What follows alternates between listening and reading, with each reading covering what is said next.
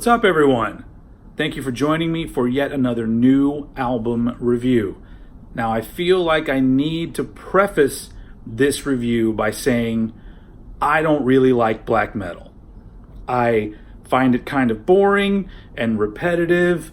It seems like it's more style over substance. It just doesn't do it for me most of the time. Now, I didn't make this video so I can pick fights with black metal fans. No, what I am going to do is talk about a new album by a black metal artist that stands out from all of the other black metal out there, in my opinion, and that is the Norwegian black metal icon, Abbath. Now, for those of you who don't know, very quickly, Abbath was in a band called Immortal, started in the early 90s, around 91, and put out a whole bunch of albums, and very, very, successful and popular black metal band. And then Abbath left the band around 2015, I think, to start his own solo project. And he released the first album, which was a self-titled album, in 2016, and that was called just Abbath. And am I saying it right? I've heard him say it. It sounds kind of like that, but whatever. Feel free to make fun of me. Anyway, that first album was an album that I just sort of listened to by chance. I wasn't into Immortal. Like I said, I'm not very into black metal. But for some reason, the music that Abbath was making on that self-titled album was kind of beyond black metal. He was taking all of these other influences from metal and kind of just putting them together in a song package and then running it through like a black metal filter. It almost seems like that album was like a black metal stepchild that sort of wandered away from the village and is just kind of like meeting all these other people and having all these adventures and comes back and really doesn't sort of fit in with all the other black metal family members. Anyway, you get what I'm saying.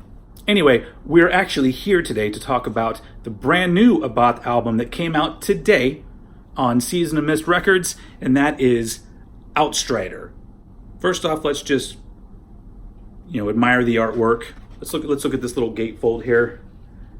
That's all the band right there. Pretty fucking cool. It's a pretty good little package. And that band that you're looking at is actually a different band from the self-titled debut album. It's just Abbath with 3 different musicians.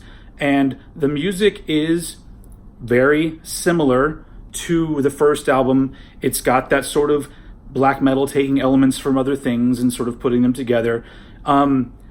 They have a really good way of taking a 4-minute song and really making it seem like you're going on a journey. Now, the album, it still has these black metal elements of these dissonant riffs over blast beats and things like that. And Abbath's vocals are very, sort of black metal style, like you would kind of, hear most of the time. But the whole package overall, once again, is very unique in my opinion. One thing that I feel the need to point out on this album that differs from the first album is that this album has guitar solos. There is a lead guitar player on this album, and his guitar solos have very sort of classic heavy metal qualities to them.